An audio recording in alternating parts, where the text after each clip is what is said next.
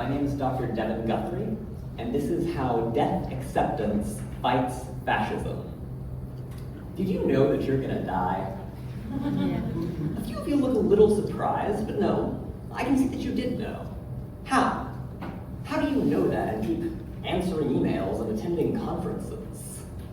How do you live with the knowledge of your inevitable death? Follow me into this underworld of the subconscious mind, where we'll answer that question with terror management theory.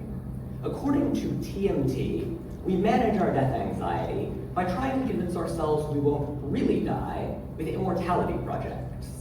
These projects can be literal, like belief in an afterlife, or they can be symbolic. If we identify ourselves strongly enough with an idea that is bigger than us, some part of us can live on after our physical bodies die. Here's an example. Writing a really well-cited journal article. Here's another example. Having children, who then have children of their own and children of their own ad infinitum. One last example. Forming a collective identity around an ideology that will outlive its individual adherents.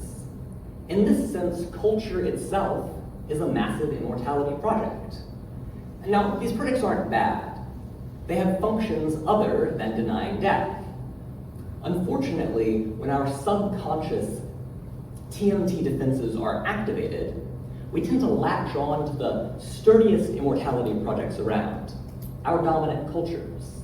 Across cultures, experiments show that after you think about your own death, people exhibit more black and white thinking, in-group favoritism and conformity, aggression towards outgroups and minorities, and then attraction to charismatic, larger-than-life leaders.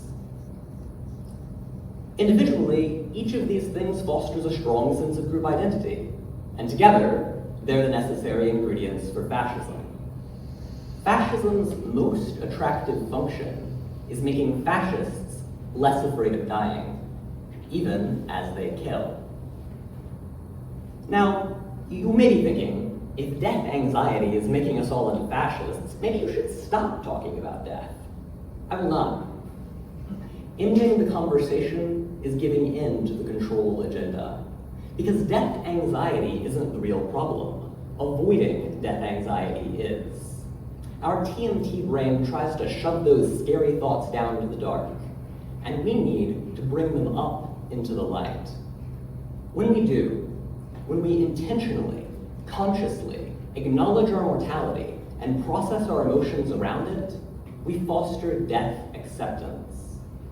And when we truly make peace with our own death, and especially when we share that experience with others, something incredible happens. We become more mindful, more appreciative, and more pro-social. Imagine the fascist follower as a child hiding in a cupboard. To hide from the barrage of mortality reminders the outside brings, they've pressed themselves over years into this cramped, painful mental cage. Then, the fascist leader hands that child a gun and says, "This is how you stop being afraid." Acceptance opens the cupboard door, opens our hearts and minds, and lets us stretch into new ways of being. It doesn't stop us being afraid. Rather, it lets us live lovingly with fear. Death acceptance dissolves fascism at its roots.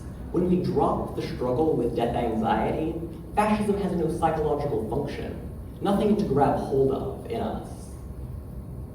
This week, because of us, Buenos Aires is the international capital of acceptance and commitment. So commit to remembering that you'll one day die. Kindly remind others too. It may be the most life-affirming thing you ever do. Thank you.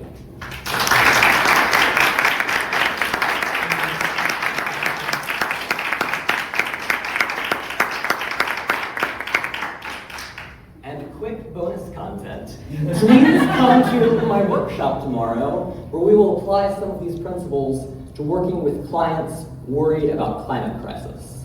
Thank you.